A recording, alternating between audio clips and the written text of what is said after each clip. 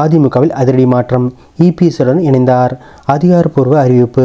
தமிழகத்தில் 2026ஆம் ஆண்டு சட்டமன்ற தேர்தல் நெருங்கிக் கொண்டிருக்கும் சூழலில் அனைத்து அரசியல் கட்சிகளும் தீவிரமான தேர்தல் பணியில் ஈடுபட்டு வருகின்றன. அதன்படி பாஜகவுடன் கூட்டணி வைத்துள்ள அதிமுக இந்த முறை தமிழகத்தில் ஆட்சியை பிடித்துவிட வேண்டும் என்ற நிலைப்பாட்டோடு செயல்பட்டு வருகிறது. ஆனால் பாஜகவுடன் கூட்டணி வைத்துள்ளதால் அதிமுக நிர்வாகிகள் பலரும் அதிருப்தியில் உள்ளனர்.